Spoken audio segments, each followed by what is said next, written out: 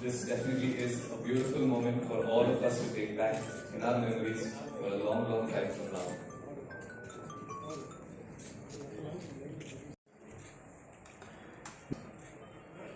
That's what you will find if you look very closely to the nature. The nature which is now in our presence is being exploited by us in the name of development, but we do not realize that this is the property and we have no right to exploit or destroy. I am carrying this message having served in the National Green Tribunal and as a judge of the High Court.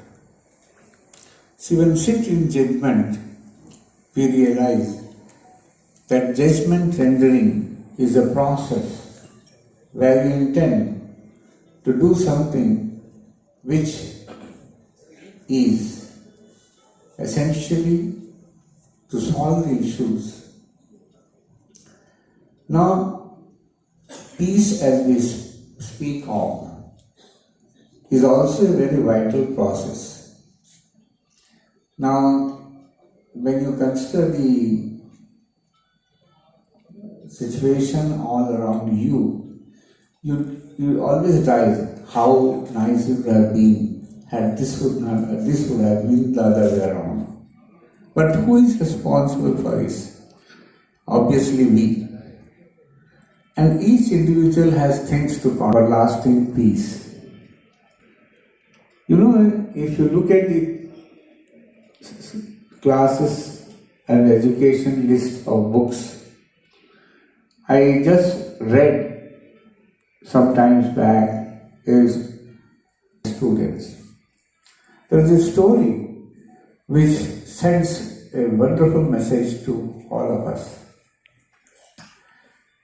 And that is, a question is asked, what you would do? And one person answered, I would just cooperate with the people who are in the process of helping establishment of peace.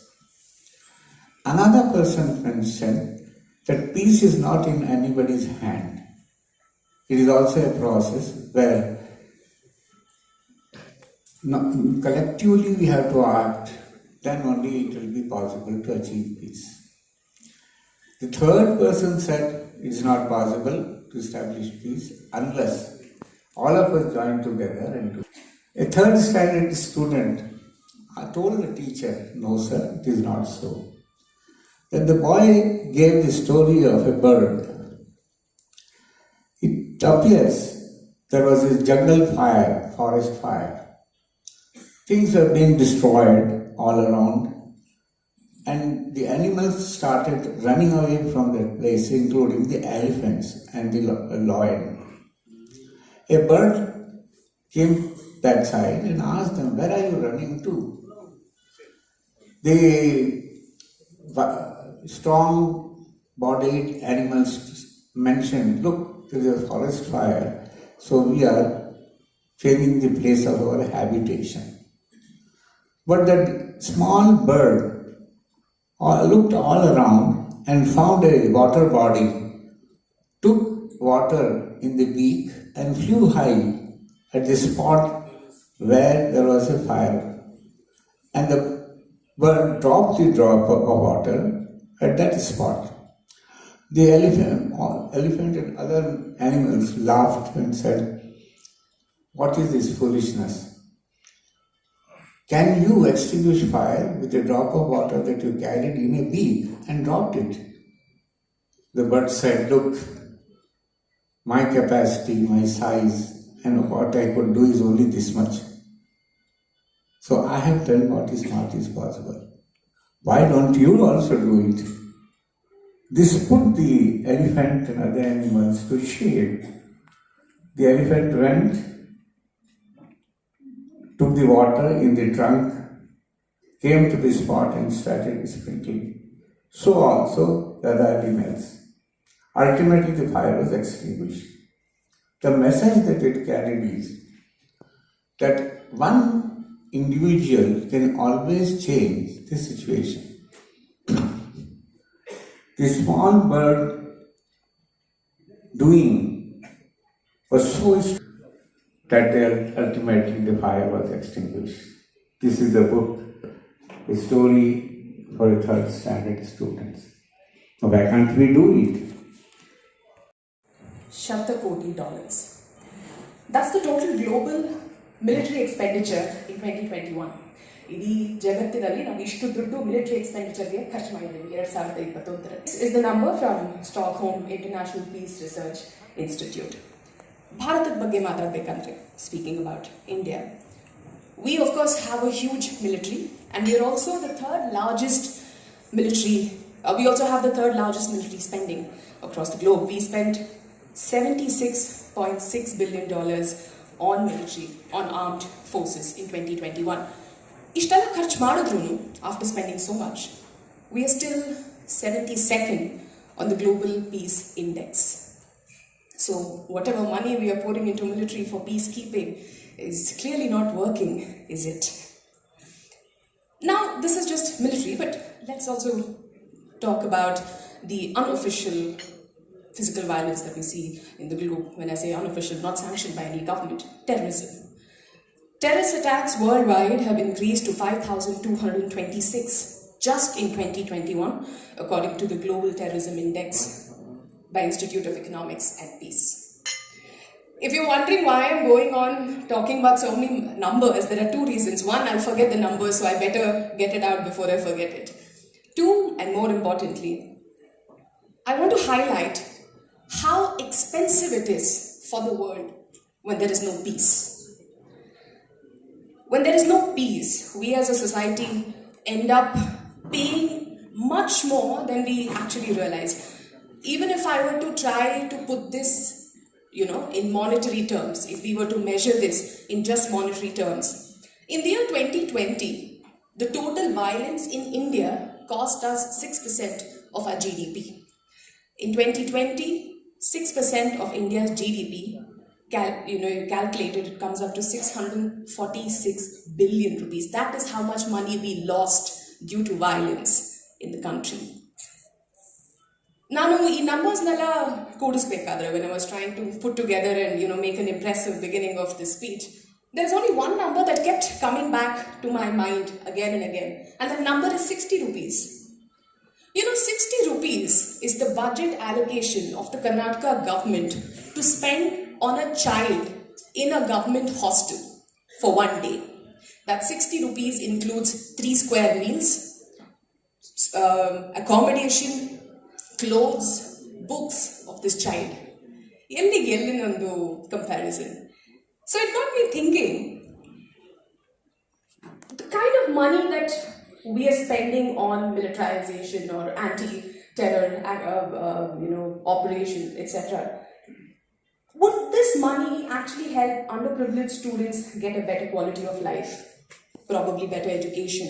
And if we aren't losing so much money to violence, imagine how much we can do for that, for our country, for us, for all of us sitting here.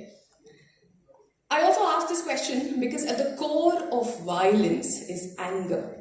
I saw that there is right on that board, it says, key to peace is justice and fairness at all levels. How true is that? Because when that doesn't exist, there is anger. There is anger of not being given an equal opportunity. Of being overlooked, maybe of being neglected, that somebody else has a better life than you, that somebody else has a better opportunity than you. And all of this anger ultimately it takes various forms. You can call it racism, sexism, fanaticism, jingoism, prejudice, hatred. You can give it 100 names, but the crux of it all is anger. The crux of it all, of every single act of violence, is anger that stems from a lack of equality, equal opportunity, fairness, or justice. A lot of people here on the dais have already spoken about the role of religion, judiciary also. the role of society as a whole in ensuring peace. Because my field of expertise, I'm a journalist and my field of expertise is media, I would like to just quickly speak about what media can do. Because, what the media is doing is a problem all of us can always discuss in India, but what media can do is probably something we should look at. A newsroom in India, especially in TV, is not a very peaceful place. I don't mean that there's physical fight between people and all of that. No. I mean emotionally and mentally and intellectually, it isn't a place of calmness, reason, logic, or peace. These three things, calmness, reason, and logic, is very essential for peace. This probably explains to you why a lot of our primetime debates, you people watch TV? TV ನೋಡ್ತೀರಿ, debates ನೋಡ್ತೀರಿ. Yeah, our debates are pretty shallow. Issues ಬಗ್ಗೆ ನಾವು ಯಾವತ್ತೂ ಮಾತಾಡೋದಿಲ್ಲ. We talk about emotion, we talk about flare-ups, etc. Why that happens is because knowledge and calmness go hand in hand, but ignorance doesn't necessarily. It is convenient, it is damaging. A lot of people have actually asked me, yaar ನೀವು ಮೀಡಿಯಾದವ್ರು ಯಾವಾಗ ನೋಡಿದ್ರು ಗಲಭೆ ಬಗ್ಗೆ debate ಮಾಡ್ತೀರಿ? Why do you talk about hatred? Why do you debate about communal issues, etc.? And all I can tell them is because it is easy. It is easy to incite people. It is easy to make someone angry. It is very difficult to make someone happy. It is very difficult to convince someone that peace may take a lot of time, but that's the only sustainable way to go for the entire human race to survive, if nothing. If you ask the same question to media houses, why do you always debate these very controversial statements? The media house will tell you that's what people want to hear. That is what gives them TRP. People are interested in seeing these debates, shouting matches, name calling, etc. And it has become like a vicious cycle.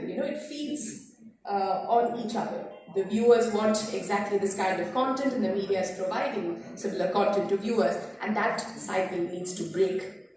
Thankfully, there is a rebellion of sorts in media today in India, and that comes from a place of integrity and commitment to the welfare of the society, and that integrity gives me a lot of hope. There are smaller media houses that are coming together to break this chain of hatred, to break this chain of blaming, which is a great thing, honestly speaking. We are running behind the illusions. One must admit this. ನಾನೊಬ್ಬ ಹೋಗಿದ್ರೆ ಸಮುದ್ರ ಹಾಳಾಗುತ್ತಾ? ಖಂಡಿತ ಹಾಳಾಗಲ್ಲ. This is what the reality. ಅದೇ ಥರ ಅಂದ್ಕೊಂಡು ಎಲ್ಲರೂ ಸೇರ್ಕೊಂಡು ಸಮುದ್ರಕ್ಕೆ ಹೋಗಿದ್ರೆ ಹಾಳಾಗುತ್ತಾ?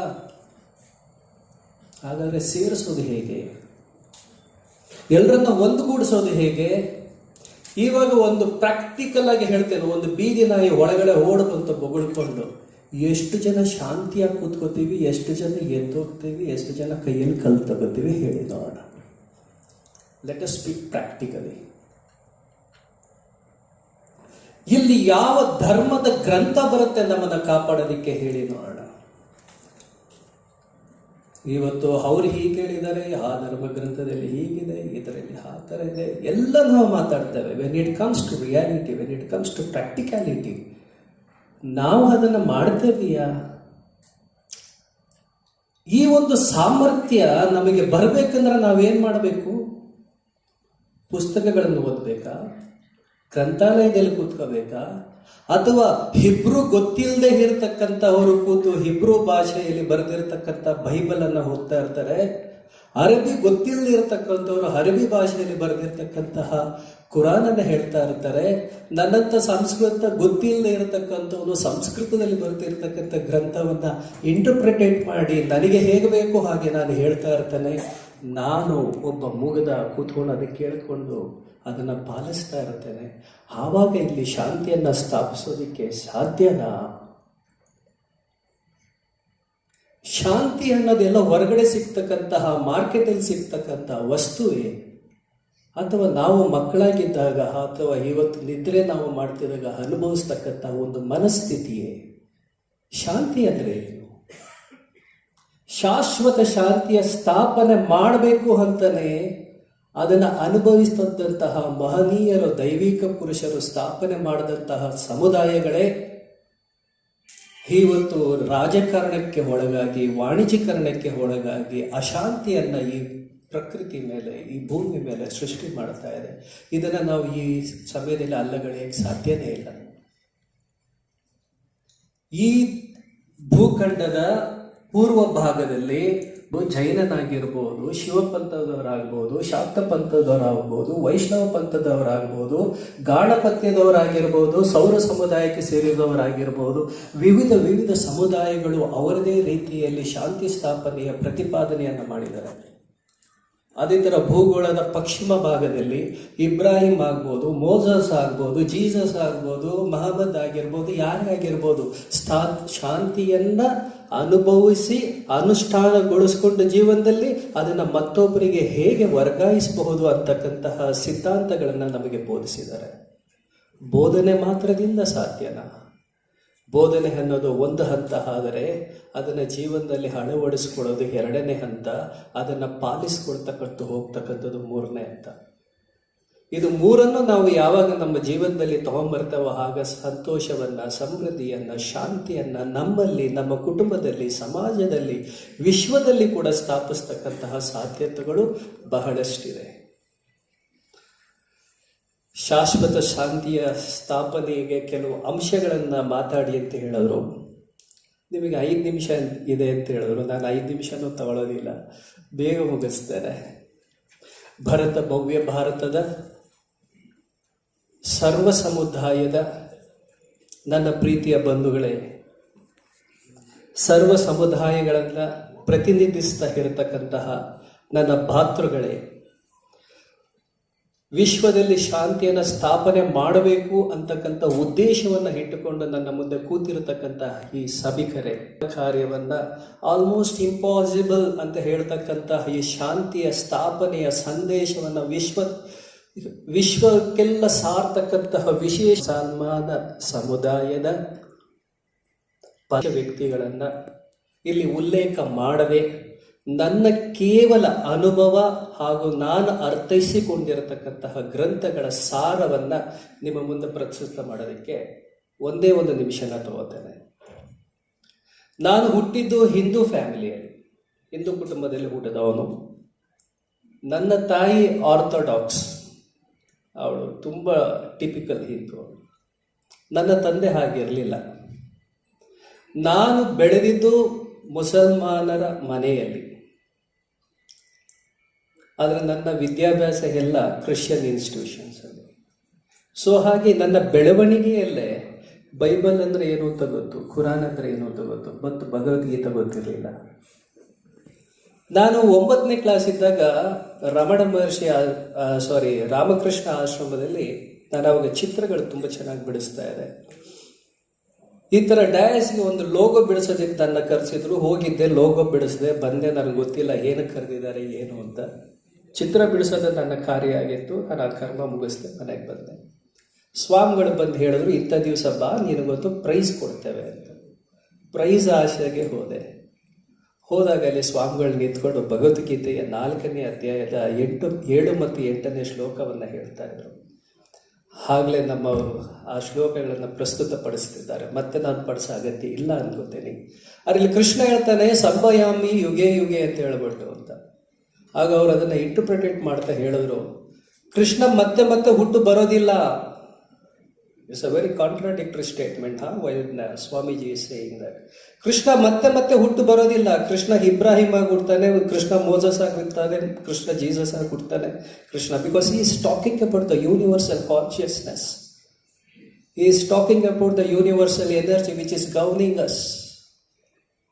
ಈ ಧರ್ಮ ಅಂತಕ್ಕಂಥದ್ದು ನಮ್ಮ ದಯೆ, ನಮ್ಮ ಕರುಣೆ, ನಮ್ಮ ಉದಾರ ಭಾವ ಇವುಗಳೇ ಹೊರತು ಅವುಗಳನ್ನು ಸ್ಥಾಪನೆ ಮಾಡೋದಕ್ಕೋಸ್ಕರನೇ ಆ ಮಹನೀಯರು ಸ್ಥಾಪನೆ ಮಾಡಿದ್ದು ಸಮುದಾಯಗಳನ್ನು.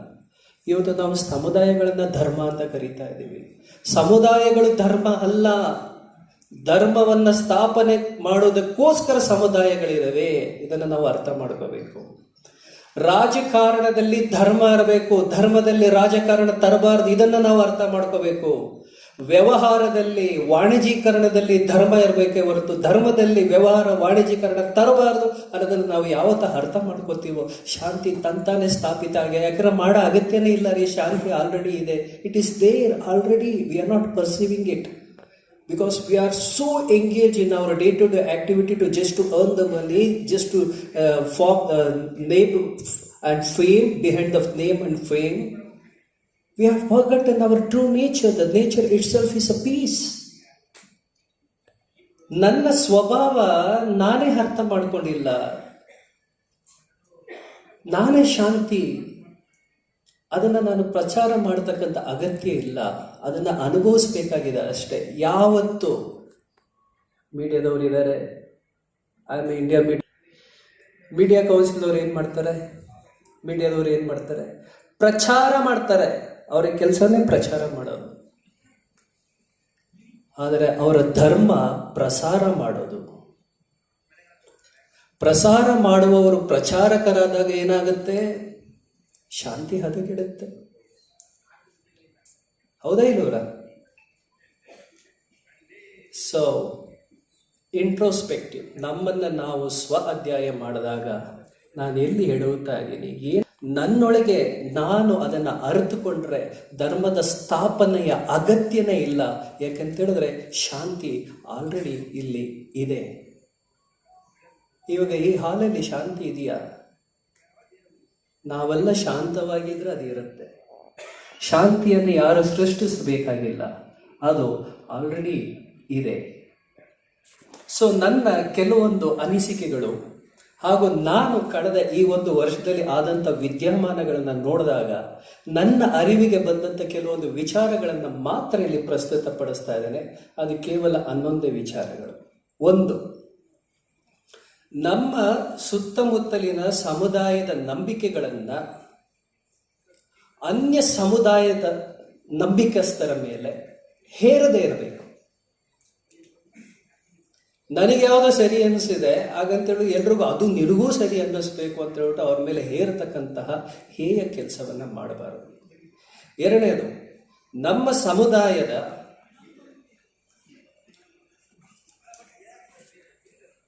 ಇರುತ್ತೆ, ಅದು ವೈಯಕ್ತಿಕವಾಗಿರುತ್ತೆ.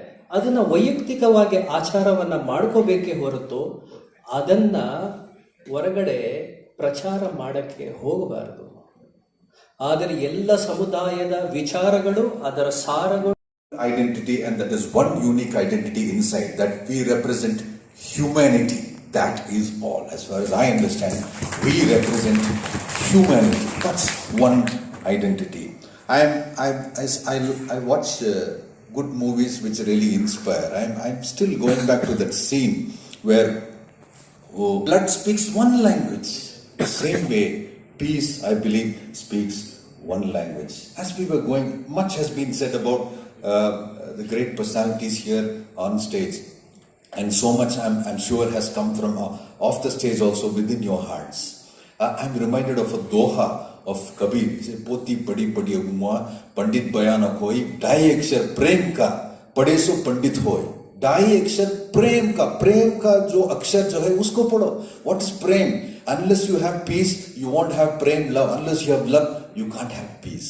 And I think if we can catch up these old literatures, the messages of these old literatures, we will be really enlightened. I'm so thankful to what I heard Dr. Nadraj speaking today. It was really enlightening and so practical, and I'm very glad that Srimati Sood talked about the minorities and their voices being suppressed. The media doesn't cover them, and I'm so glad that being a media person, she said that was honest, confession. We all have realities within ourselves, and we need to find out what we need to do, dear friends. It was once said that the ballot is stronger than the bullet. It's a ballot than the bullet. Lincoln once said that. Of course, the ballot also can be modified. We have to go to the next stage now. We have to go to the next stage. I don't want to pull out names. I don't want to pull out anything. But we need to think. We can talk and so on. But instead of just being hearers, we need to be doers. That once upon a time there was a show in DD called as Movers and Shakers. Shakers, someone used to conduct it. ಇಲ್ಲಿವರೆಗೂ ತಂದಿದ್ದೀವಲ್ಲ, ನನ್ನ ತರಗತಿನಲ್ಲಿ 80 ಜನ students ಇದ್ರೆ 60 ಜನ ಹುಡುಗಿರು ಕೂತಿದ್ದಾರೆ. ಚರಿತ್ರೆಯ ಚಕ್ರ ತಿರುಗಿರೋದು ಹೀಗೆ. ಚರಿತ್ರೆಯ ಚಕ್ರ ತಿರುಗಿಬಿಟ್ಟಿದೆ ಭಾರತದಲ್ಲಿ. ಏನಾದರೂ ಮಾಡಿ ಹಿಂದಕ್ಕೆ ಹಾಕಬೇಕು ಅಂತ ಡಿಸೈಡ್ ಮಾಡಿಬಿಟ್ಟಿದ್ದಾರೆ. ಇದು ಭಾರತದಲ್ಲಿ ನಡೀತಾ ಇರುವ ಇವತ್ತಿನ ಸಮಸ್ಯೆ. ಅದಕ್ಕೆ ಪ್ರೊಫೆಸರ್ ಒಬ್ರು ಹೇಳ್ತಾ ಇದ್ರು, ಸರ್ ಹೇಳ್ತಾ ಇದ್ರು, ಇಗ್ನೋರ್ ಮಾಡಿ ಅಂತ. ಎಲ್ಲ ಇಸ್ಲಾಮಿನ ಪರವಾಗಿ ಹೇಟ್ ಸ್ಪೀಚ್, ಹಿಂದೂಯಿಸಂ ಪರವಾಗಿ ಹೇಟ್ ಸ್ಪೀಚ್ ಇವ್ರು ಕೊಡೋರು ಯಾರು? ಇವರೆಲ್ಲ they are all sponsored hate speeches. ಒಂದು ಸರ್ಕಾರ ದೃಢವಾಗಿದ್ದರೆ ಇವ್ರು ಯಾರು ಮಾತಾಡೋದಿಲ್ಲ, ಇರ್ತಾನೆ ಇರಲಿಲ್ಲ. ಇಗ್ನೋರ್ ಮಾಡಿ. ಒಂದು ಮೆಸೇಜನ್ನು 100 ಆಗಿಸುವ 1000 ಆಗಿಸುವ ಟೆಕ್ನಾಲಜಿ ಬಂದ್ಬಿಟ್ಟಿದೆ. ಸುಮ್ಮನೆ ಪ್ರಾಫಿಟ್ ಮೊಹಮ್ಮದ್ರಿಗೆ ಅವಮಾನ ಮಾಡಿಬಿಟ್ಟು ಗಲಾಟೆ ಎಬ್ಬಿಸ್ತಾ ಇದ್ದಾರೆ. ಇದನ್ನು ಹೇಗೆ ತಗೋಬೇಕು? ಮೈನಾರಿಟೀಸ್ ಕಮ್ಯುನಿಟೀಸ್ ಹೇಗೆ ತಗೋಬೇಕು? ಮೈನಾರಿಟೀಸ್ಗೆ ಅಭದ್ರತೆ ಇದೆ ಅನ್ನೋದು ಗೊತ್ತಾಗ್ತದೆ. ದಲಿತರಿಗೂ ಅಭದ್ರತೆ ಇದೆ, ಸ್ತ್ರೀಯರಿಗೆ ಕಡಿಮೆ ಅಭದ್ರತೆ ಇದೆ, ಹೆಚ್ಚು ಅಭದ್ರತೆ ಇದೆ. ಹೇಗೆ ಇದು ಮಾಡಬೇಕು? ಯಾಕೆ ಏರಿಸ್ತಾ ಇದ್ದಾರೆ? ಇದು ಕ್ಯಾಪಿಟಲಿಸ್ಟ್ ಸೊಸೈಟಿ ಒಂದು ಕೆಲಸ ಮಾಡ್ತಾ ಇದೆ, ಕಾರ್ಪೊರೇಟ್ ಸೊಸೈಟಿ ಇನ್ನೊಂದು ಕೆಲಸ ಮಾಡ್ತಾ ಇದೆ. ನಾವೇನು ತಿಳ್ಕೊಂಡ್ಬಿಟ್ಟಿದ್ವಿ, ಕ್ಯಾಪಿಟಲಿಸ್ಟ್ ಸೊಸೈಟಿ ಬಂದರೆ ಅದಕ್ಕೆ ಅದರ ಇಕನಾಮಿಕ್ಸೇ ಬೇರೆ, ಅದರ ರೀತಿನೇ ಬೇರೆ ಅಂದ್ಕೊಂಡ್ರೆ ಅದು ಕೂಡ ಇದರಲ್ಲಿ ಭಾಗವಾಗಿದೆ. ಎಲ್ಲೆಲ್ಲಿ ಕಮ್ಯುನಲ್ ವೈಲೆನ್ಸ್ ಆಗುತ್ತೋ ಅಲ್ಲಿ ಮಾರ್ಕೆಟ್ ಫೋರ್ಸಸ್ಸು, ಗವರ್ಮೆಂಟಲ್ ಫೋರ್ಸಸ್ ಎಲ್ಲವೂ ಕೆಲಸ ಮಾಡ್ತಾ ಇದೆ. ಜೊತೆಗೆ ರಿಲಿಜಿಯಸ್ ಫಂಡಮೆಂಟಲಿಸ್ಟ್ ಫೋರ್ಸಸ್ ಕೆಲಸ ಮಾಡ್ತಾ ಇದೆ. ಸೊ ಅದಕ್ಕೆ ನನಗನ್ಸೋದು, minority communities should find an Ambedkar among themselves. ಸುಮ್ಮನೆ ಯಾವಾಗಲೂ ಸಾಂಸ್ಕೃತಿಕ ವಿಚಾರಗಳಿಗೆ ಸಿಕ್ಕಾಪಟ್ಟೆ ತಲೆ ಕೆಡಿಸ್ಕೊಳ್ಳೋಕೆ ಹೋಗ್ಬೇಡಿ, ಬೇಕಂತಾನೆ ಮಾಡ್ತಾರೆ. This are orchestrated. ಇದೆಲ್ಲ ಉತ್ಪಾದನೆ, ದಿಸ್ ಇಸ್ ಪ್ರೊಡ್ಯೂಸ್ಡ್. ಎಲ್ಲಿರ್ತಾರೆ? ಎಲ್ಲೂ ಇರಲಿಲ್ವಲ್ಲ ಅವರು. ಸೊ ಅದಕ್ಕೆ ನನಗನ್ಸೋದು ಇದನ್ನ ನಾವು ಇಗ್ನೋರ್ ಮಾಡಬೇಕು ಮತ್ತು ಹೆಚ್ಚು ಡೆಮೊಕ್ರೆಟಿಕ್ ಪ್ರಿನ್ಸಿಪಲ್ಸ್ನ ನಾವು ತಗೊಂಡ್ಬರ್ಬೇಕು. ಸೋಷಿಯಲ್ ಇಶ್ಯೂಸ್ಗೆ ನಾವು ಫೈಟ್ ಮಾಡಬೇಕು, ಇಕನಾಮಿಕ್ ಇಶ್ಯೂಸ್ಗೆ ನಾವು ಫೈಟ್ ಮಾಡೋಣ. ರಿಲಿಜಿಯಸ್ ಕಲ್ಚರಲ್ ಇಶ್ಯೂಸ್ಗೆ ನಾವು ಒಂದಾಗ್ತಾ ಇದೀವಲ್ಲ, ಯಾವ ಧರ್ಮದವರು ಆಗಲಿ ಬೇಗ ಒಂದಾಗ್ಬಿಡ್ತಾರೆ. ಇಕನಾಮಿಕ್ ಇಶ್ಯೂಸ್ಗೆ ಬರೋದೇ ಇಲ್ಲ ಆಚೆ, ಅನ್ಎಂಪ್ಲಾಯ್ಮೆಂಟ್ ಇಶ್ಯೂಸ್ ಬರೋದೇ ಇಲ್ಲ ಆಚೆ, ಮಾತೇ ಇಲ್ಲ, ಅದಕ್ಕೆ ಮಾರ್ಕೆಟೇ ಇಲ್ಲ ಅಂತ ಹೇಳ್ಬಿಡ್ತಾರೆ. ಇಂಥ ಸಂದರ್ಭದಲ್ಲಿ ಯಾರನ್ನ ಬೇಕಾದ್ರೂ ಕಮ್ಯುನಲ್ ಅನ್ಬೋದು, ಯಾರನ್ನ ಬೇಕಾದ್ರೂ ಫಂಡಮೆಂಟಲಿಸ್ಟ್ ಅನ್ಬೋದು, ಯಾರನ್ನ ಬೇಕಾದ್ರೂ ಟೆರರಿಸ್ಟ್ ಅನ್ಬೋದು. ಬುಷ್ ರವರ ಪ್ರಕಾರ ನಿಮ್ಗೆ ಗೊತ್ತಿರ್ಬೋದು, ನೆಲ್ಸನ್ ಮಂಡೇಲಾನೇ ಟೆರರಿಸ್ಟ್ ಅಂತ ಬುಷ್ ಕರೆದಿದ್ರು. ಆ ಪಟ್ಟಿಯಲ್ಲಿ ನೆಲ್ಸನ್ ಮಂಡೇಲಾ ಅವರಿದ್ರು. ಬ್ರಿಟಿಷ್ ಪಟ್ಟಿನಲ್ಲಿ Gandhiji was a terrorist, Lokmanya Tilak was a terrorist. Sedition case ಅವ್ರ ಮೇಲೆ ಹಾಕಿದ್ದಾರೆ. ಫ್ಯಾಕ್ಟ್ ಚೆಕ್ ಮಾಡ್ತಾರೆ ಅಂತ ಮೊಹಮ್ಮದ್ ಜುಬೈರ್ ಮೇಲೆ ಹಾಕೋದು ಇವತ್ತಿನ ಅವತ್ತಿನ ಹಾಕೊಂಡು ಬರ್ತಾರೆ. ಈ ಸ್ಥಿತಿ ಭಾರತದಲ್ಲಿ ಇರಬೇಕಾದ್ರೆ ನಾವು ಯೋಚನೆ ಮಾಡಬೇಕಾಗಿರೋದು, ನಾವು ಇವರ ತಾಳಕ್ಕೆ ಕುಣಿತೀವ, ಇವರಿಗೆ ರಿಯಾಕ್ಟ್ ಮಾಡಿಕೊಂಡೇ ಕೂತಿರ್ತೀವ, ಈ ಪ್ರಕ್ರಿಯೆ ಇವ್ರು ಮಾಡೋದು ಪ್ರತಿಕ್ರಿಯೆಗಳು ಅದು ಅಲ್ಲ. ಯಾವುದನ್ನ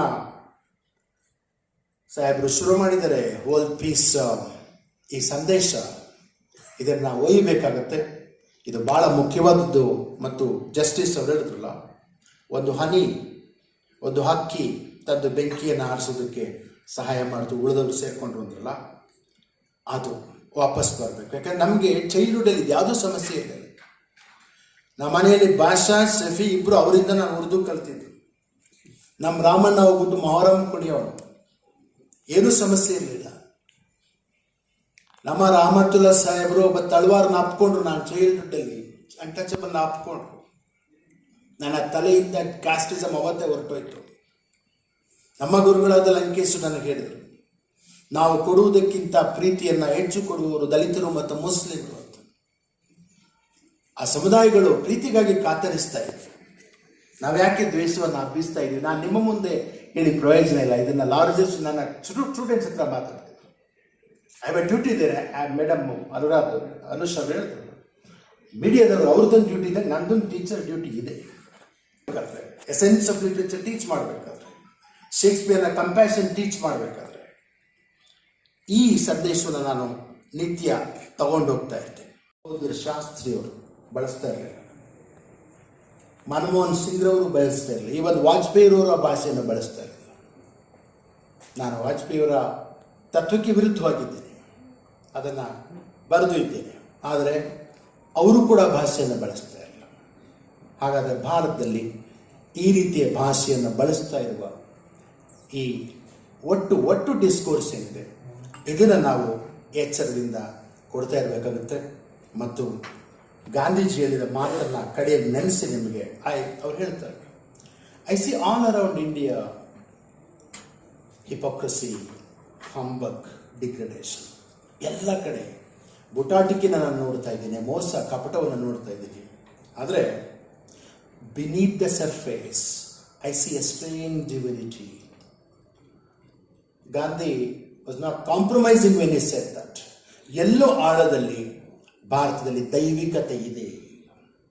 ಕೃಷಿಕನಲ್ಲಿ ಅವನಿಗೆ ಟೈಮೇ ಇಲ್ಲ. ಯಾವ ಹಿಂಸೆಯಿಂದ ಮಾಡೋದಕ್ಕೂ ನಮ್ಮ ರೈತನ ಹತ್ರ ಟೈಮ್ ಇಲ್ಲ, ಅವನೇ ಆತ್ಮಹತ್ಯೆ ಮಾಡ್ಕೊಳ್ತಾರೆ. ಗಾರ್ಮೆಂಟ್ಗೆ ಹೋಗ್ತಾ ಇರೋ ಮಹಿಳೆಯರು ಬೆಳಗ್ಗೆ 8 ಗಂಟೆಗೆ ಅಲ್ಲೋಗಿ ಸಾಯಂಕಾಲ 6:30 ವಾಪಸ್ ಬರ್ತಾರೆ. ದಾರಿಯಲ್ಲಿ 5 ರೂಪಾಯಿನ ಸೊಪ್ಪು, 5 ರೂಪಾಯಿನ ತರಕಾರಿ ತಗೊಂಡು ಮನೆಗೆ ಅಡುಗೆ ಮಾಡೋದಕ್ಕೆ ಹೋಗ್ತಾ ಇದ್ದಾರೆ. ಅವ್ರು ಯಾವ ವೈಲೆನ್ಸ್ನಲ್ಲೂ ಭಾಗವಹಿಸ್ತಾ ಇದ್ದಾರೆ. ಅವ್ರಿಗೆ ಅಸಹಿಷ್ಣುತೆ ಇಲ್ಲ, ಅಸಹಿಷ್ಣುತೆಯನ್ನು ಹುಟ್ಟಿ ಹಾಕಲಾಗ್ತಾ ಇದೆ. As a fellow speaker said, no mother would teach her child to be violent. ಏನಾಗಿದೆ, ರಿಲಿಜಿಯನ್ ನಾವು ಮಿಸ್ಇಂಟರ್ಪ್ರಿಟ್ ಮಾಡ್ತಾ ಇದ್ದೀವಿ ಅಷ್ಟೇ.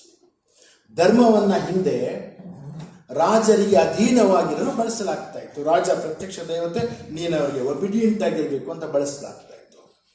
ಧರ್ಮವನ್ನು ಹಿಂದೆ ಸ್ತ್ರೀಯರ ಪುರುಷರಿಗೆ ಅಧೀನರಾಗಿರ್ಬೇಕು ಅಂತ ಬಳಸಲಾಗ್ತಾ ಇತ್ತು. ಈಗ ಧರ್ಮವು ಮತ್ತೆ ಪ್ರಭುತ್ವದ ಸೇವೆ ಮಾಡುವುದಕ್ಕೆ, ಪ್ರಭುತ್ವ ಹೇಳಿದ ಮಾತುಗಳನ್ನು ಪುನರುಚ್ಚರಿಸೋದಕ್ಕೆ ಧರ್ಮವನ್ನು ಬಳಸಲಾಗ್ತಾ ಇದೆ. ಇಲ್ಲಿ ಇರೋದು ಸಮಸ್ಯೆ. ಅದರಿಂದ ನಾವು ಮತ್ತೆ ಡೆಮಾಕ್ರಸಿಯಲ್ಲೇ ನಂಬಿಕೆ ಇಡಬೇಕು. ಯಾವುದನ್ನು ಡೆಮಾಕ್ರೆಟಿಕ್ ವೇ ಅಂತ ನಾವು ತಿಳಿತೀವಿ, ಅದರಲ್ಲೇ ನಾವು ಇದನ್ನು ಸಾಧಿಸಬೇಕಾಗತ್ತೆ. ಮತ್ತು ಕೆಡುಕಿನ ವಿರುದ್ಧ ನಾವು ಹೋರಾಟವನ್ನು ಮುಂದುವರಿಸಬೇಕಾಗುತ್ತೆ. ನನ್ನ ಮತ್ತೊಬ್ಬ ಗುರುಗಳಾದ ಡಾಕ್ಟರ್ ರಾಮ್ಲಿದ ಮಾತು, ನಾವು ಇದನ್ನು ಬಿಡೋಕ್ಕಾಗಲ್ಲ. ಯಾಕೆಂದರೆ ಕೇಡನ್ನು ಸ್ವಲ್ಪ ದಿವಸ ಬಿಟ್ಟರೆ ಅದು ತುಂಬ ಅಟ್ರಾಕ್ಟಿವ್ ಆಗಿ ಕಾಣಕ್ಕೆ, ಅದು ಶೃಂಗರಿಸಿಕೊಂಡು ಎಲ್ಲರಿಗೂ ಪ್ರಿಯವಾಗಿ ಬಿಡುತ್ತದೆ. ಆ ಕೇಡನ್ನು ನಾವು ವಿರೋಧಿಸ್ತಾರೆ. Any form of either it is social or political or whatever. ಕೇಳು ತನ್ನನ್ನೇ ತಾನು ಸಿಂಗರಿಸಿಕೊಂಡು ನಿಧಾನಕ್ಕೆ ಆಕರ್ಷಕವಾಗಿ ಅದು ಇರಲಾರಂಭಿಸುತ್ತದೆ. ಆದ್ದರಿಂದ ಕೆಡಕಿನ ವಿರುದ್ಧ ಅಲ್ಪಕಾಲದ ಹೋರಾಟ, ಒಳಿತಿನ ಜೊತೆಗೆ ದೀರ್ಘಕಾಲದ ಶಾಂತಿ, ಇದು ನಮ್ಮ ಗುರಿಯಾಗಬೇಕು. ಟು ಬಿ ಅಟ್ ಪೀಸ್, ಬಹಳ ದೀರ್ಘಕಾಲ, to be at peace with good, whatever it is literature, or great friends, or music, or work, ಅದು ಬಹಳ ಇಂಪಾರ್ಟೆಂಟ್. ಕೆಲಸ ಇಲ್ದಿರೋದ್ರಿಂದ ಈ ಸಮಸ್ಯೆ ಇದೆ. ಅನ್ಎಂಪ್ಲಾಯ್ಮೆಂಟ್ ಇಂದ ಇದು ಶುರುವಾಗಿದೆ ಅಂತ ಕೂಡ ನಾವು ಸರಿಯಾಗಿ ಯೋಚನೆ ಮಾಡ್ತಾ ಇಲ್ಲ. ಲಂಕೇಶ್ವರು ಒಂದು ಮಾತನ್ನ ಬರೀತಾರೆ, ತಮ್ಮ ಜೀವಮಾನವಿಡೀ ಒಂದು ದೇವಸ್ಥಾನವನ್ನು ಕೆತ್ತಿದ ಶಿಲ್ಪಿಗಳಿಗೆ ನೀಚರಾಗಲು ವೇರುತ್ತಿರಲಿಲ್ಲ ಅಂತ. ಶಿಲ್ಪಿ ಅವನು ಸುಸ್ತಾಗಿ ಮಲ್ಕೊಂಡ್ಬಿಡ್ತಾನೆ, ಬೆಳಗ್ಗೆ ಅದು ಮತ್ತೆ ಬಹಳ ಸುಂದರವಾದನ್ನು ಕೆತ್ತಬೇಕು. ಬಟ್ ನಾವು ಕೂತು ಮಾತಾಡುತ್ತಾ ಇರುವ, ಕೂತು ಬರಿತಾ ಇರುವ ನಮ್ಮ ತಲೆ ಡೆವಿಲ್ಸ್ ವರ್ಕ್ಶಾಪ್ ಆಗಿದೆ. ಶೈತಾನ್ರ ಕಾರ್ಖಾನೆ, ಡೆವಿಲ್ಸ್ ವರ್ಕ್ಶಾಪ್ ನಮ್ಮ ತಲೆ ಆಗಿದೆ. If there are culprits, let me tell you, we are all articulate class. There is a problem with the articulate class of India also. Some are suppose to speak, have kept quiet. ಭೇಟಿ ಮಾಡಿದರೆ ಕೇವಲ ದಿವಸಕ್ಕೆ ಒಂದ್ಸತಿ ಅಲ್ಲ, ನಮಾಜ್ ಮಾಡಿ ಆಚೆ ಬರ್ತೀವಿ, ಜೊತೆಗೆ ಹೋಗ್ತೀವಿ ನಮಾಜ್ ಮಾಡಲಿಕ್ಕೆ. ನಮಾಜ್ ಮಾಡಿ ಆಚೆ ಬರ್ತೀವಿ, ಸಲಾಮ್ ಅಲೈಕುಮ್ ವರಹಮತುಲ್ಲಾಹಿ ಬರ್ಕಾತಹು ಅಂತೀವಿ. ಮನೆ ಎಂಟ್ರ್ ಆಗ್ತೀವಿ, ಮನೆಯಿಂದಾನೇ ಆಚೆ ಬಂದಿರತಕ್ಕಂಥದ್ದು, ಮತ್ತೆ ಎಂಟ್ರ್ ಆಗ್ತೀವಿ, ಸಲಾಮ್ ಅಲೈಕುಮ್ ಅಂತೀವಿ. ಅದರದ್ದು ಅರ್ಥ ಏನಂದರೆ, may the peace and mercy and blessings of Allah be on you ಅಂತ ಹೇಳಿ, ದೇವ್ರದ ಒಂದು ಮರ್ಸಿ, ಒಂದು ನಿಮ್ಮ ಮೇಲೆ ಇರಲಿ ಅಂತ ಹೇಳ್ಬಿಟ್ಟು ಪ್ರತಿಯೊಂದು ಮೇ ಬಿ ಪಾಸಿಬಲಿ ಒಂದು ದಿವಸದಲ್ಲಿ ಒಂದು 16 ಸತಿ ಹೇಳೋದಕ್ಕೆ ಅವಕಾಶಗಳು ಸಿಗ್ತವೆ. ಇಂಥ ಸಂದೇಶವನ್ನು ಕೊಟ್ಟಿರ್ತಕ್ಕಂಥ ಒಂದು ಇಸ್ಲಾಂ ಅಂತ ಹೇಳಿದರೆ ಸಂದೇಶ ಕೊಟ್ಟಿರ್ತಕ್ಕಂಥದ್ದು. ನಾವು ಇವತ್ತಿನ ದಿವಸ ಸಂವಿಧಾನದ ಬಗ್ಗೆ ಮಾತನಾಡ್ತೀವಿ. ಈ ರಾಷ್ಟ್ರದಲ್ಲಿ ಸಂವಿಧಾನ ಅಂತ ಹೇಳಿದರೆ ನಮಗೆ ಇರ್ತಕ್ಕಂಥ ಒಂದು ರೈಟ್, ಫಂಡಮೆಂಟಲ್ ರೈಟ್ ನಮಗೆ ಕೊಟ್ಟಿರ್ತಕ್ಕಂಥದ್ದು ಸಂವಿಧಾನ ಅಂತ ಹೇಳ್ಬಿಟ್ಟು ನಾವು ಪ್ರತಿಭಟನೆ ಮಾಡ್ತಾ ಇದ್ದೀವಿ. ಸುಮಾರು 14,400 ಇಯರ್ಸ್ ಹಿಂದೆ, ನಾವು 1,400 ವರ್ಷದ ಹಿಂದೆ, ಈಗಾಗಲೇ ಬದ್ರುದ್ದೀನ್ ಸಾಹೇಬರು ಹೇಳಿದರು, ಮಕ್ಕಾನಿಂದ ಮದೀನಾಗೆ ಬಂದ ಮೇಲೆ ಹುಜೂರ್ ಸಲ್ಲಲ್ಲಾಹು ಅಲೈಹಿ ವಸಲ್ಲಂ ಮೊದಲನೇ ಕಾನ್ಸ್ಟಿಟ್ಯೂಷನ್ ಮೀಸಾಖೆ ಮದೀನಾ ಅಂತ ಹೇಳ್ತಾರೆ. ಮೀಸಾಖೆ ಮದೀನಾ ಅಂತ ಹೇಳ್ತಾರೆ. ಇವತ್ತು ನಾವು ನಮ್ಮ ಇಂಡಿಯನ್ ಕಾನ್ಸ್ಟಿಟ್ಯೂಷನಲ್ಲಿ ಯಾವ ರೀತಿ ಬ್ರದರ್ಹುಡ್ಡು, fraternity, liberty, right to speak, right to ಎಕ್ಸ್ಪ್ರೆಷನ್ನು, ಈಕ್ವಾಲಿಟಿ ಇದೆ. 1400 ಇಯರ್ಸ್ ಒಳಗೆ ಆವಾಗ ಮೀಸಾಖೆ ಮದೀನದಲ್ಲೂ ಸಹ ಇದೇ ಮೆನ್ಷನ್ ಮಾಡಿದ್ದಾರೆ. ಇನ್ನೊಂದು ನಿಮ್ಮ ಗಮನಕ್ಕೆ ತರೋದಕ್ಕೆ ಇಚ್ಛೆ ಪಡ್ತಾ ಇದ್ದೀನಿ. ಆವಾಗ ಮದೀನಾದಲ್ಲಿ Muslims and non Muslims totally ಅಲ್ಲಿ ಒಂದು ಸರ್ವೆ ಮಾಡ್ತಾರೆ. ಆ ಸರ್ವೆ ಮಾಡಿದಾಗ 4,500 ಯಹೂದೀಸ್ ಇರ್ತಾರೆ ಆ್ಯಂಡ್ 4,000 ನಾನ್ ಮುಸ್ಲಿಮ್ಸ್ ಇರ್ತಾರೆ. ಓನ್ಲಿ 1,500 ಮುಸ್ಲಿಮ್ಸ್ ಇರ್ತಾರೆ ಮದೀನಾದಲ್ಲಿ. ಆವಾಗ ಈ ಕಾನ್ಸ್ಟಿಟ್ಯೂಷನ್ ಪ್ರಾರಂಭ ಆಗ್ತದೆ. ಕೆಲವು ಅಗ್ರಿಮೆಂಟ್ಗಳು ಸಹ ಆ ಕಾಲದಲ್ಲಿ ಆಗ್ತದೆ. ಇನ್ನೂ that is all recorded, it is all available history. ಅಲ್ಲಿ you can have your own faith, you can believe in your religion, you can practice your religion. ನಮ್ಮ ಮದೀನಕ್ಕೆ ಅಂದರೆ ನಮ್ಮ ದೇಶಕ್ಕೆ ಏನಾದರೂ ಗಂಟಾಂತರ ಬಂದರೆ, ನಾವು ವಾರ್ಗೆ ಹೋದರೆ ನಾವೆಲ್ಲ ಸೇರಿ ಹೋರಾಟ ಮಾಡಬೇಕು, ಎಲ್ಲ ಸೇರಿ ವಾರ್ಗೆ ಹೋಗಬೇಕು, ಅಲ್ಲಿ ಬರ್ತಕ್ಕಂಥ ಎಕ್ಸ್ಪೆನ್ಸಸ್ಸು ನಾವೆಲ್ಲ ಹಂಚ್ಕೊಳ್ಬೇಕು ಅಂತ ಹೇಳಿ ಆ ಒಂದು ಅಗ್ರಿಮೆಂಟ್ ಆ ಕಾಲದಲ್ಲಿ 14 years. That the world no longer knows which to prioritize. Economic instability, political intrigues, uprisings and revolts have become common events in the developing nations. Religious extremism, injustice and poverty are burning down the last remnants of any peace that have existed among the people of these nations. Given the instability caused by these conditions among billions of humans, how can peace prevail? I would like to discuss some ways that we learn from Hazrat Mirza Masroor Ahmad states, world peace is not as elusive as people believe. However, it requires that we practice the principles of absolute justice and disregard greed at all levels of the society, starting from within our homes all the way up to the international scale. Be compassionate and sympathetic towards your fellow humans, be they your neighbors or nations. Help those who need help without any expectation of material gains. Today, sadly, we tend to see selfishness.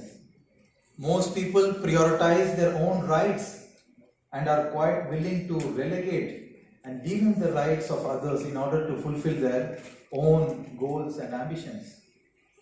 The Prophet of Islam, Hazrat Muhammad, may peace and blessings of Allah be upon him, said that a person should desire for others whatever he desires for himself. Such a wonderful teaching.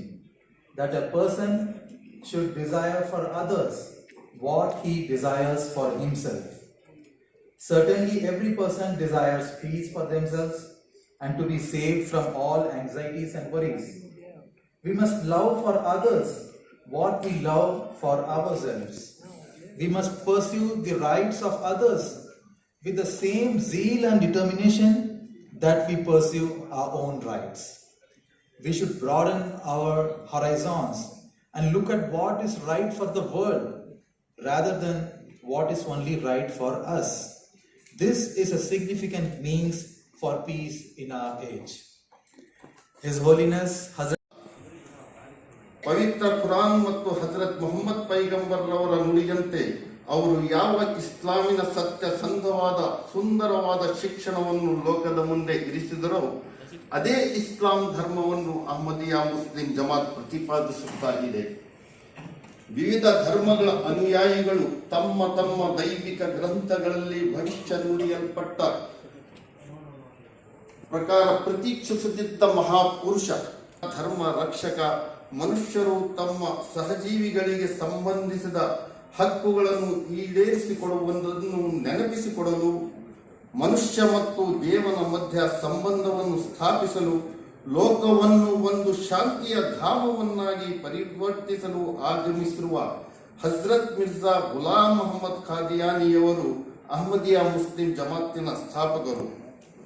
ಅವರು ತಮ್ಮ ಆಗಮನದ ಉದ್ದೇಶವನ್ನು ಅವರ ಒಂದು ಲೇಖನದಲ್ಲಿ ಈ ರೀತಿ ವಿವರಿಸಿದರು: ದೇವನು ನನ್ನನ್ನು ಯಾವ ಕೆಲಸಕ್ಕಾಗಿ ನೇಮಿಸಿರುವನೋ ಅದೇನೆಂದರೆ ದೇವನ ಮತ್ತು ಅವನ ಸೃಷ್ಟಿಯ ಪರಸ್ಪರ ಸಂಬಂಧಗಳಲ್ಲಿ ಉಂಟಾಗಿರುವ ದುಸ್ಥಿತಿಯನ್ನು ಹೋಗಲಾಡಿಸಿ ಪ್ರೀತಿ ಮತ್ತು ನಿಷ್ಠೆಯ ಸಂಬಂಧವನ್ನು ನಾನು ಪುನಃ ಸ್ಥಾಪಿಸಬೇಕು. ಸತ್ಯವನ್ನು ಬಹಿರಂಗಪಡಿಸಿ ಧಾರ್ಮಿಕ ಯುದ್ಧಗಳನ್ನು ಅಂತ್ಯಗೊಳಿಸಿ ಸಮಾಜದ ಅಸ್ಥಿಭಾರವನ್ನು ನಾನು ಹಾಕಬೇಕು. ಲೋಕದ ಕಣ್ಣುಗಳಿಂದ ಮರೆಯಾಗಿದ್ದ ಧಾರ್ಮಿಕ ಸತ್ಯಗಳನ್ನು ಪ್ರಕಟಿಸಬೇಕು. ಲೆಕ್ಚರರ್ ಇಸ್ಲಾಂ ಸಂಪುಟ 4 ಪುಟ 111. ಅಲ್ಲಾಹಿನ ಮಾರ್ಗದರ್ಶನದ ಪ್ರಕಾರ ಹಜರತ್ ಮಿರ್ಜಾ ಗುಲಾಮ್ ಮೊಹಮ್ಮದ್ ಖಾದಿಯಾನಿಯವರು 1889ರಲ್ಲಿ ಪಂಜಾಬಿನ ಗುರ್ದಾಸ್ಪುರ್ ಜಿಲ್ಲೆಯ ಪುಣ್ಯ ಸ್ಥಳವಾದ ಖಾದಿಯಾನ್ನಲ್ಲಿ ಅಹ್ಮದಿಯಾ ಮುಸ್ಲಿಂ ಜಮಾತನ್ನು ಸ್ಥಾಪಿಸಿದರು. ಇಂದು ಈ ಕ್ರಿಯಾಶೀಲ ಜಮಾತ್ ವಿಶ್ವದ 210 ದೇಶಗಳಲ್ಲಿ ಸ್ಥಾಪಿತವಾಗಿದೆ. ಇಸ್ಲಾಂ ಧರ್ಮ ತತ್ವಗಳನ್ನು ಅನುಷ್ಠಾನಕ್ಕೆ ತಂದು ಶಾಂತಿ ಮತ್ತು ಜಾಗತಿಕ ಸಹೋದರರನ್ನು ಸ್ಥಾಪಿಸುವುದು ಅಹ್ಮದಿಯಾ ಮುಸ್ಲಿಂ ಜಮಾತಿನ ಮುಖ್ಯ ಉದ್ದೇಶವಾಗಿದೆ. ಅದೇನೆಂದರೆ ಎಲ್ಲರೊಂದಿಗೂ ಪ್ರೀತಿ, ಯಾರೊಂದಿಗೂ ದ್ವೇಷವಿಲ್ಲ. Love for all, hatred for none. ಮೊಹಬ್ಬತ್ ಸಬ್ಕೆ ಲಿಯೆ, ನಫರತ್ ಕಿಸಿ ಸೆ ನಹೀ. ಹಜರತ್ ಮಿರ್ಜಾ ಗುಲಾಮ್ ಮೊಹಮ್ಮದ್ ಖಾದಿಯಾನಿಯವರು ನುಡಿಯುತ್ತಾರೆ: ಮಾನವೀಯ ಸಹಾನುಭೂತಿ ನನ್ನ ತತ್ವವಾಗಿದೆ ಮತ್ತು ನಾನು ಲೋಕದ ಎಲ್ಲಾ ಮಾನವ ಕುಲಕ್ಕೆ ತಾಯಿಗಿಂತ ಹೆಚ್ಚಾಗಿ ಅನುಕಂಪ ತೋರಿಸುತ್ತೇನೆ. ಅಂಧಕಾರಮಯವಾದ ಈ ಕಾಲದ ಪ್ರಕಾಶ ನಾನಾಗಿರುವೆನು. ನನ್ನನ್ನು ಅನುಸರಿಸುವವರು ಅಂಧಕಾರದಲ್ಲಿ ಸಂಚಿಸುವವರಿಗೆ ಶೈತಾನನು ಸಿದ್ಧಗಳಿಂದಲೂ ಗುಂಡಿಗಳಿಂದಲೂ ರಕ್ಷಿಸಲ್ಪಡುವರು. ನನ್ನನ್ನು ದೇವನು ಕಳಿಸಿರುವನು. ನಾನು ಶಾಂತಿ ಮತ್ತು ಸಮಾಧಾನವಾಗಿ ಪ್ರಪಂಚದಲ್ಲಿರುವವರನ್ನು ಸತ್ಯ ದೇವನ ಕಡೆಗೆ ಮಾರ್ಗದರ್ಶನ ನೀಡಲಿಕ್ಕಾಗಿ ಮತ್ತು ಇಸ್ಲಾಮಿನ ಉನ್ನತ ಸ್ವಭಾವ ಗುಣಗಳನ್ನು ಪುನಃ ಸ್ಥಾಪಿಸಲಿಕ್ಕಾಗಿದೆ. ಸತ್ಯಾನ್ವೇಷಿಗಳಿಗೆ ಸಮಾಧಾನವನ್ನು ಉಂಟಾಗಲಿಕ್ಕಾಗಿ ದೇವನು ನನಗೆ ದೈವಿಕ ದೃಷ್ಟಾಂತಗಳನ್ನು ಅನುಗ್ರಹಿಸಿರುವನು. ಮಸಿಯ ಹಿಂದೂಸ್ತಾನ್ ಪುಟ 46. ಇಂದು ಅಹ್ಮದಿಯಾ ಮುಸ್ಲಿಂ ಜಮಾತಿನ ನೇತಾರರಾಗಿ, ಇವರ ಪಂಚಮ ಖಲೀಫರಾಗಿ, ಉತ್ತರಾಧಿಕಾರಿಯಾಗಿ ದೇವನ ನುಡಿಯಂತೆ ಇನ್ನಿ ಮಾಕ ಯಾ ಮಸ್ರೂರ್, ಹೇ ಮಸ್ರೂರ್, ನಾನು ನಿನ್ನ ಜೊತೆಯಲ್ಲಿರುವೆನು. ಹಜರತ್ ಮಿರ್ಜಾ ಮಸ್ರೂರ್ ಅಹಮದ್ ಮುನ್ನಡೆಯುತ್ತಾ ಇದೆ. ಅಹ್ಮದಿಯಾ ಮುಸ್ಲಿಂ ಜಮಾತ್ ಜಗತ್ತಿನಲ್ಲಿ ಕೇವಲ ಒಬ್ಬ ಜಾಗತಿಕ ನೇತಾರರನ್ನು ಹೊಂದಿದ ಏಕಮಾತ್ರ ಮುಸ್ಲಿಂ ಸಂಘಟನೆಯಾಗಿದೆ. ಬಹಳ ಖುಷಿಯಾದಂಥದ್ದು. ಈಗ ಮೊದಲನೇದಾಗಿ ನಮ್ಮ ಪ್ರಾರ್ಥನೆ, ನಮ್ಮೆಲ್ಲರ ಪ್ರಾರ್ಥನೆ, ಮುಂದೆ ಎಲ್ಲೋ ಬರುತ್ತೆ ಮೂರನೇ ಮಹಾಯುದ್ಧ ಅಂತೇನಿದೆ, ಅದು ಆಗಬಾರ್ದು ಅಂತೇಳಿ ನಾವು ಪ್ರಾರ್ಥನೆ ಮಾಡ್ಕೊಳ್ಳೋಣ. ಈ ಸಂದರ್ಭದಲ್ಲಿ ವಿಶ್ವ ಶಾಂತಿ ಆಗಬೇಕಂದ್ರೆ ಆ ಯುದ್ಧ ಬೇಡ ನಮಗೆ, ಮಹಾಯುದ್ಧ ಬೇಡ ಅಂತ ಹೇಳ್ಬಿಟ್ಟು. ಸೊ ಈಗ ಒಂದು ಮಹಮ್ಮದ್ ಪೈಗರ್ಜಿಯವರು, ಕೃಷ್ಣಜಿಯವರು, ರಾಮ್ಜಿಯವರು ಅಂತ ಸರ್ ಅವಾಗಲೇ ಮಾತಾಡೋದು ತುಂಬ ಚೆನ್ನಾಗಿತ್ತು. ರೋಮಾಂಚನವಾಯಿತು ಅವರು ಮಾತಾಡ್ತಕ್ಕಂಥ ವಿಚಾರಗಳು, ನಮಗೆ ಕೊಟ್ಟಂಥ ವಿಚಾರಗಳು. ಹಾಗೆಯೇ ನಮ್ಮ ಶಾಂತಿಯಿಂದನೇ ನಮ್ಮ ಇದನ್ನಾಗಿದ್ದಂಥ ಗಾಂಧೀಜಿಯವರು ಅದರ ಬಗ್ಗೆ ಮಾತಾಡ್ತಾರೆ. ಅವರು ಮಾತಾಡಲಿಕ್ಕೆ ಸಮಯ ಇಲ್ಲ, 3 ನಿಮಿಷ ಇದ್ದಲ್ಲಿ 2 ನಿಮಿಷ ಆಯಿತು, ನಾನು ಬೇಗ ಮುಗಿಸ್ಬಿಡ್ತೇನೆ, ಹೌದಿಲ್ಲ? ಸೊ ಹಾಗೆ 12ನೇ ಶತಮಾನದಲ್ಲಿ ಬಸವೇಶ್ವರಿದ್ರು ಒಂದಾಗಬೇಕು, ನಾವೆಲ್ಲ ಒಂದಾಗಬೇಕು ಅಂತೇಳಿ ಅವರು ಒಂದು ಹೇಳಿದ್ರು, ಭಗವಂತನನ್ನು ನಾವು ಒರೆಸ್ಕೊಳ್ಬೇಕಾದ್ರೆ ಏನು ಮಾಡಬೇಕು, ಉಳಿಸ್ಕೋಬೇಕು ಅಂತಿದ್ದಾರೆ. ಕಳಬೇಡ ಕೊಳಬೇಡ, ಉಸಿ ನುಡಿಯಲು ಬೇಡ, ಮುನಿಯ ಬೇಡ, ತನ್ನ ಬಣ್ಣಿಸಬೇಡ, ಇದಿರು ಹಳಿಯಲು ಬೇಡ, ಅನ್ಯರಿಗೆ ಅಸಹ್ಯ ಪಡಬೇಡ, ಇದೇ ಅಂತರಂಗ ಶುದ್ಧಿ, ಇದೇ ಬಹಿರಂಗ ಶುದ್ಧಿ. ಇದನ್ನು ನಾವು ಒಲಿಸುವ ಪರಿ ಕೂಡಲ ಸಂಗಮ ದೇವ ಅಂತ ಹೇಳಿದರು. ಇದನ್ನು ನಾವೆಲ್ಲ ಅಳವಡಿಸ್ಕೊಂಡ್ರೆ ಶಾಂತಿ ತಾನಾಗೆ ಬರುತ್ತೆ. ಅದಕ್ಕಾಗಿ ಎಲ್ಲರೂ ಇದನ್ನು ಪರಿಪಾಲನೆ ಮಾಡಬೇಕಂತೇಳಿ ಎಲ್ಲ ಮಹಾತ್ಮರು ಹೇಳಿರ್ತಕ್ಕಂಥದ್ದು ಒಂದೇ ವಿಚಾರ. ಎಲ್ಲರೂ ಒಂದಾಗಿ ಆ ಧರ್ಮ ಈ ಧರ್ಮ ಎಲ್ಲ ಬಿಟ್ಟು ಮಾನವ ಧರ್ಮವನ್ನು ಪರಿಪಾಲನೆ ಮಾಡಿಕೊಂಡು ಮಾನವ ತತ್ವವನ್ನು ನಮ್ಮ ಜೀವನದಲ್ಲಿ ಅಳವಡಿಸ್ಕೊಂಡು ನಾವೆಲ್ಲ ಶಾಂತಿಯಾಗಿರೋಣ. ಹೊಸ ವಿಡಿಯೋಗಳಿಗಾಗಿ ಸಬ್ಸ್ಕ್ರೈಬ್ ಮಾಡಿ ಮತ್ತು ಬೆಲ್ ಬಟನ್ ಮೇಲೆ ಕ್ಲಿಕ್ ಮಾಡಿ.